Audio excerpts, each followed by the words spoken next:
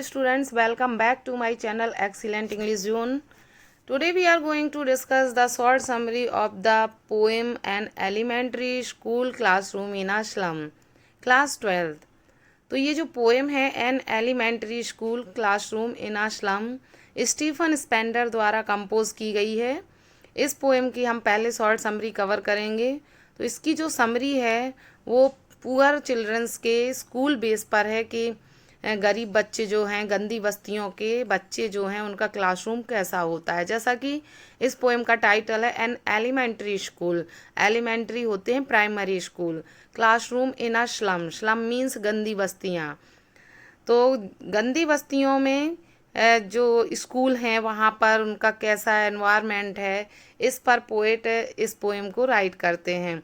तो कवि Stephen Spender पूरा बच्चों की लाइफ का डिस्कशन करते हैं कि गंदी बस्तियों में बच्चों का कैसा जीवन होता है और स्कूल कैसे होते हैं, स्कूल में किस तरह से वो अपनी शिक्षा प्राप्त करते हैं। तो पोएट कहता है कि उसकी नज़र एक ऐसे स्कूल पर पड़ती है जो गंदी बस्ती में बना होता है। उसमें कुछ बच्चे पढ़ाई कर रहे होते हैं, तो वो देखता है कि उन बच्चों के चेहरे बिल्कुल मुरझाए हुए से हैं और बिल्कुल ढीले पड़े हुए हैं, बिल्कुल लाइफलेस प्रतीत होते हैं और उनके चेहरे बिल्कुल पैल लाइक हैं। बाल भी उनके बिना जड़ वाले, जैसे कि घास फूस जैसे हैं, वैसे प्रतीत हो रहे हैं। और वो एक लड़की को भी देखता है जो लंबी है, लेकिन वह अपना सिर झुकाए हुए है, जैसे कि कोई बर्डन हो उसके सिर पर। वो एक लड़के को भी देखता है जो पेपर की तरह बिल्कुल थिन लग रहा है और उसकी आंखें बिल्कुल चूहे की जैसी चौकन्नी है, डरी हुई सी हैं। वहीं वो एक लड़का देखता है जो अपना पाठ पढ़ रहा होता है डेस्क पर, और उसकी जो हड्डियां हैं, बोन्स हैं, वो ट्विस्टेड होती हैं, मुड़ी हुई होती हैं। उसके जोड़ सूजे हुए होते हैं, बिल्कुल जैसे उसके पिता के होंगे। तो इस तरह से उस क्लास में जो रोशनी है वो बहुत ही फेंटेड है, धुंधली है और सब कुछ बड़ा अजीब सा लगता है पोएट को। लेकिन पोएट वहाँ एक छोटा सा बच्चा भी देखता है जिसे पढ़ाई से कोई मतलब नहीं है। वो अपने सपनों में खोया है और सोच रहा है कि गिलहरियाँ अपने पेड़ वाले घर में कौन कौन से खेल खेल रही होंगी। इस तरह से वो अपने सपनों में खोया रहता है। तभी पोएट का ध्यान उस कक्षा के कमरे की क्लासरूम की दीवारों पर जाता है जो बिल्कुल बासी क्रीम की तरह गंध आती है, जिसमें और उसमें कुछ लोगों के नाम अंकित रहते हैं जिन्होंने उसको कमरे को, उस क्लासरूम को बनाने में जो डोनेशन दिया है, उनके नाम लिखे हुए हैं। और वहीं पर एक गोल गुंबद है, शेक्सपियर का धड़ वाला चित्र है, चेहरे वाला चित्र बना हुआ है और एक काफ़ी सीन्स लगे हुए हैं चारों तरफ, थोड़े बहुत जो कुछ है नेचर को शो करते हैं। वहीं पर एक चार्ट पेपर में खुला हुआ एक मैप भी लटका हुआ है जो सारे संसार के को दिखाता है। लेकिन पोएट सोचता है कभी सोचता है कि गरीब बच्चों के लिए तो उनकी ये एक गली जो यहाँ से दिखाई देती है, बस यही उनके लिए संसार है, क्योंकि उन्होंने इतने विशाल संसार को कभी देखा ही नहीं है, उन्हें कभी मौका ही नहीं मिला है। उनका जो खुद का संसार है वो एक ऐसा संसार है जहाँ पर वो एक कमरे के अंदर रहकर केवल गलियों को ही देख सकते हैं। और जो संसार उस मैप में दिखाई देता है, नदियाँ और आइलैंड, बाकी बहुत सारी चीज़ें जो उसमें बनी हुई हैं वो दिखाई दे रही हैं, वे ये सब चीज़ें उनके लिए उन सितारों के समान हैं जिन तक वो कभी पहुंच नहीं सकते हैं। तो इस तरह से कवि कहता है उन गंदी बस्तियों में रहने वाले बच्चों की स्थिति इतनी दयनीय है और वो स्कूल जहाँ पर वो शिक्षा प्राप्त कर रहे हैं वो भी बहुत गंदे प्रतीत होते हैं। तो कभी उन बच्चों की ऐसी माइजरेबल कंडीशन को देखकर बहुत दुखी हो जाता है, इसलिए वो वहाँ के गवर्नर और इंस्पेक्टर से कहता है कि वो वहाँ आएँ और इन बच्चों को यहाँ से बाहर ले जाएं और उन बच्चों को ऐसी जगह पर ले जाएं जहां वो हरे भरे खेतों में और सुनहरी रेत के ऊपर खेल सकें। उन्हें ऐसी जगह पर रखा जाए जहां पर वो अपनी ना केवल अपनी पुस्तकें पढ़ सकें बल्कि उनके पेड़ों के मध्य खेल सकें, प्रकृति में अपना जीवन व्यतीत कर सकें और वे इस पृथ्वी की हर उस वस्तु का आनंद ले सकें जो प्राकृतिक है। उसका कहना है कि राष्ट्र तभी महान हो सकता है जब वहाँ के बच्चे स्वतंत्र रूप से रहें, तभी उस देश का भविष्य उज्जवल रहता है। तो पोएट बच्चों की स्थिति को देखकर दुखी होता है और वो वहाँ के गवर्नर और इंस्पेक्टर से उन बच्चों की स्थिति को सुधारने की अपील करता है। तो ये तो हमारी शॉर्ट समरी थी। क्योंकि ये पोएम है तो हम इसे थोड़ा लाइन बाय लाइन इसको एक्सप्लेन कर लेंगे, जिससे कि ये और अच्छे से समझ में आ सके। तो पोएम का जो फर्स्ट स्टैंजा है हमारा, far far from gusty waves these children's face like rootless weeds, the hair torn around their pallor, the tall girl with her weighted down head, the paper seeming boy with rat's eyes, the stunted unlucky hair of twisted bones, reciting a father's gnarled disease, his lesson from his desk, at back of the dim class, one unnoted, sweet and young. His eyes live in a dream of a squirrel's game in tree room other than this. तो ये stanza है जिसमें poet कहता है far far from gusty waves these children's faces, कहता है कि दूर, बहुत ही दूर से मैंने इन क्लासरूम में बैठे हुए चिल्ड्रंस के फेसेस को मैंने देखा, जो लाइक रूटलेस बीड्स, जो रूटलेस जड़ रहित बीड्स की तरह थे, जो कि बीड्स होता है घास फूस जिसमें कोई जड़ नहीं होती है, उसकी तरह दिखाई दे रहे थे। The hair torn around their pallor, और उनके जो बाल थे वो उनके पैलर पीले चेहरे के चारों ओर बिखरे हुए थे। The tall girl with her weighted down head, और एक लंबी लड़की थी जो अपना सिर झुकाए हुए बैठी हुई थी। द पेपर सीमिंग बॉय, और एक बॉय था जो पेपर सीमिंग, पेपर की तरह दुबला पतला प्रतीत हो रहा था। विद रेड्स आइज, और चूहे जैसी उसकी आंखें थी, इधर उधर घूम रही थीं।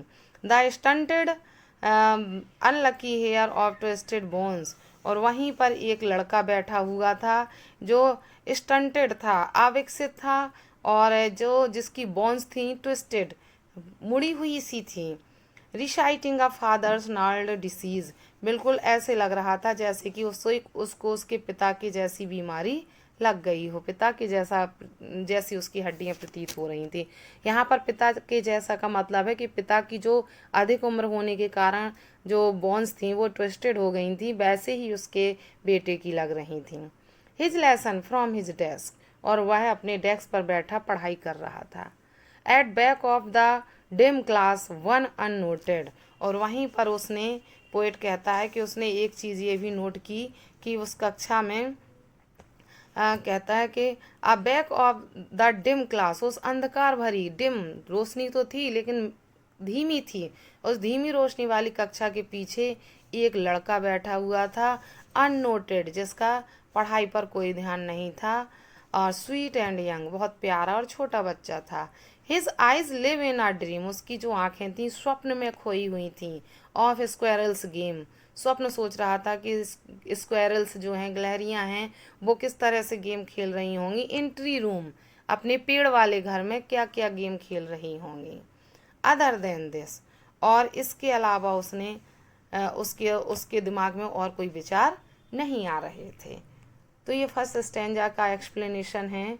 सेकेंड स्टेंजा है हमारा, on sour cream walls donations Shakespeare's head cloudless at dawn civilized dome riding all cities belled flowery Tyrol valley open-handed map awarding the its world, and yet for these children these windows not this map their world, where all their futures painted with a fog, a narrow street sealed in with a lead sky, far far from rivers capped and stars of birds.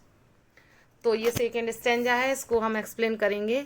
On sour cream walls, जो walls थी वहाँ की स्कूलों की दीवारें थीं, उन पर शोर क्रीम, खट्टी क्रीम की खुशबू आ रही थी, बद एक तरह से गंध आ रही थी। डोनेशंस, यहाँ पर डोनेशंस को एक्सप्लेन करेंगे कि डोनेट किए वे लोग, वहाँ दीवारों पर ऐसे लोगों के चित्र बने हुए थे वहाँ पर जिन्होंने इस स्कूल को बनाने के लिए डोनेशन दिया था, दान दिया था। शेक्सपियर्स हेड, वहाँ को शेक्सपियर के सिर वाले, धड़ वाला, शेक्सपियर के धड़ वाला एक चित्र था। क्लाउडलेस एट डाउन, और एक मॉर्निंग सीन था जो क्लाउडलेस था, बादल रहित था।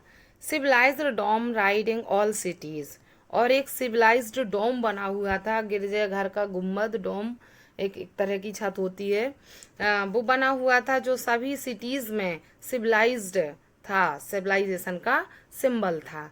बेल्ड फ्लावरी टायरोल वैली, और एक टायरोल वैली का भी चित्र था। टायरोल वैली जो ऑस्ट्रिया की मानी जाती थी, वो बेल्ड फ्लावरी, उसमें बेल्ड घंटी के आकार के फूल भरे हुए थे। Open handed map awarding the world it's world, और एक खुला मैप टंगा हुआ था वहाँ पर, एक खुला बड़ा सा नक्शा भी था जिसमें सागर और प्रदेश दिखाई दे रहे थे, सब कुछ दिखाई दे रहा था। और कहता है कि and yet for these children, लेकिन कहता है फिर भी इन बच्चों के लिए दीज विंडोज, ये खिड़कियां ही सब कुछ थी, नॉट दिस मैप, ना कि ये संसार, ये खिड़कियां ही देयर वर्ल्ड, उनका संसार थी। Where all their futures painted with a fog, जहां उनका सारा भविष्य फॉग की तरह पेंटेड था, कोहरे से धुंधला पेंटेड था, मतलब धुंधला प्रतीत हो रहा था।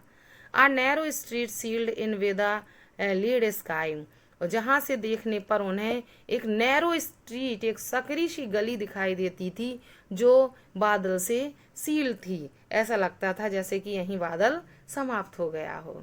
फार far from rivers caps and stars of birds, और जो इस मैप में जो नदियां दिखाई दे रही थी और जो द्वीप दिखाई दे रहे थे, जो खुले, वो सब चीजें उनके इस संसार से, जहां वो रह रहे थे, इस संसार से बहुत दूर थे। यह एक ऐसा संसार है जो शब्दों के उन सितारों से बहुत दूर है, जो सभी राजनीतिज्ञों के द्वारा उन्हें दिखाए जाते हैं।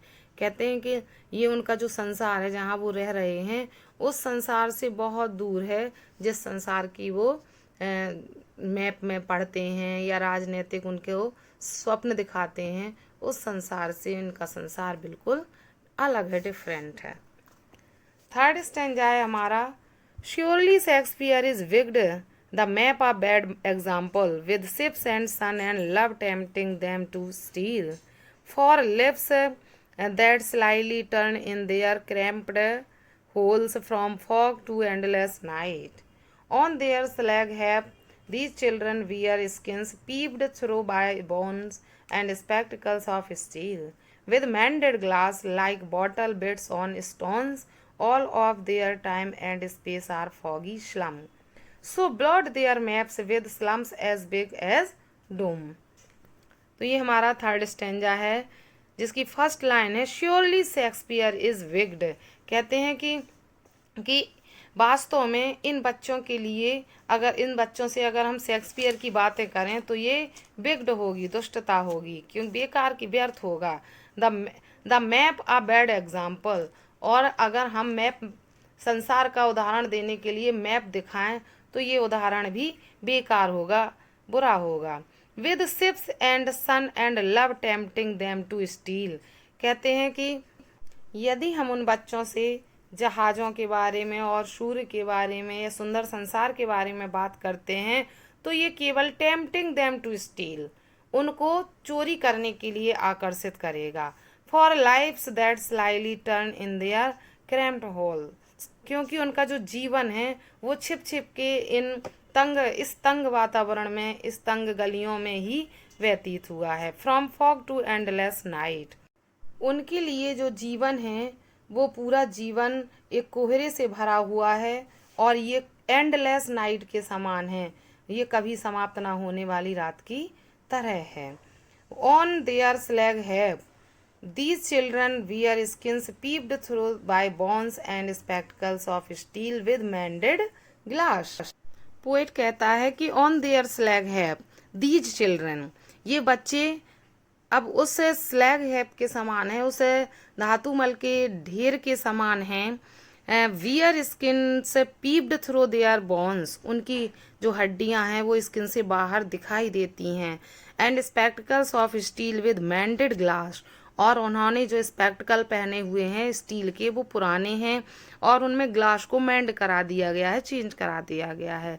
Like bottle beads on stone, और वो उस बॉटल के टुकड़ों के समान दिखते हैं जो उन पत्थरों पर टूटी हुई बोतलें पड़ी हुई हैं, उस शीशे के पत्थरों पर पड़े हुए बोतलों के टुकड़ों के जैसे लग रहे हैं। ऑल ऑफ देयर टाइम, उनका सारा समय, and space are foggy slum, उनका सारा समय जो है वो ऐसे फॉग से भरी हुई, कोहरे से भरी हुई गंदी बस्ती में ही व्यतीत होता है। सो ब्लॉट देयर मैप्स, इसलिए जो मैप टंगे हुए हैं, with slums as big as doom, इन मैप्स पर ब्लॉट धब्बे बना देनी चाहिए, इन स्लम्स के, इन गंदी बस्तियों के, एज बिग एज डूम, इतने बड़े बड़े धब्बे बना देने चाहिए जितने कि ये डूम, डूम जो होता है मृत्यु, उनका जन्म से मृत्यु तक का जो संसार है, उस संसार में उन्होंने केवल कोहरे से भरी हुई, इसे ढकी हुई गंदी बस्ती को ही देखा है। इसलिए इस जो मैप टंगे हुए हैं, इन पर इनकी बस्तियों के ही चित्र बनाए जाने चाहिए, इस तरह से पोएट सजेस्ट करता है। लास्ट स्टैंजा जो है हमारा, unless governor inspector visitor this map becomes their window and these windows that shut upon their lives like catacombs, O break open till they break the town and show the children to green fields and make their world run azure on gold sands and let their tongues run naked into books the white and green leaves open history theirs whose language is the sun।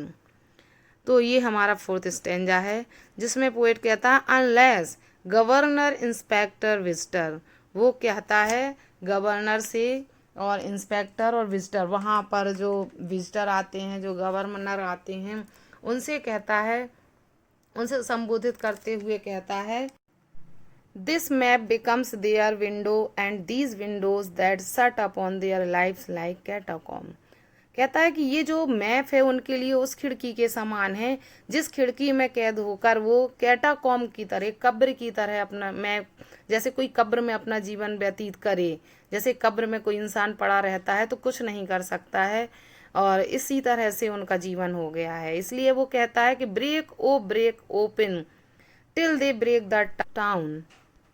Poet कहता है कि उन्हें इन खिड़कियों से बाहर निकालना चाहिए और उन्हें खुले हरे भरे ग्रीन फील्ड में ले जाना चाहिए, हरे भरे मैदानों में ले जाना चाहिए, हरे मैदानों को उन्हें दिखाना चाहिए।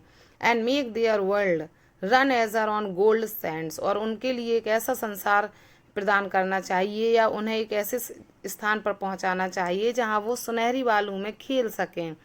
And let their tongues run naked into books, और अपना सारा ध्यान उन किताबों पर दे सकें। The white and green leaves open, जो सफ़ेद पेपर्स पर छपी हुई हैं, एंड ग्रीन लीव्स ओपन, और जहाँ पर हरियाली उनके लिए, हरा भरा मैदान उनके लिए खुला हो।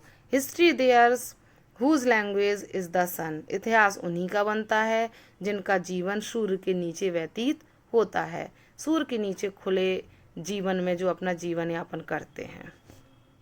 तो इस तरह से इस पोएम में पोएट उन गरीब बच्चों के लिए गवर्नर से, इंस्पेक्टर से और अधिकारी वर्ग से रिकमेंड करता है कि वो यहाँ आकर इन गंदी बस्तियों में रहने वाले बच्चों को देखें और उनके रहन सहन को देखें और उनके उज्जवल भविष्य के लिए इन्हें उन गंदी बस्तियों से निकाल कर उस प्राकृतिक स्थान पर ले जाएं जहाँ पर इनका जो जीवन है वो प्रकृति के संरक्षण में व्यतीत हो और इनकी जो सारी चिंताएं हैं वह दूर हो सकें और वो अपना विकास कर सकें।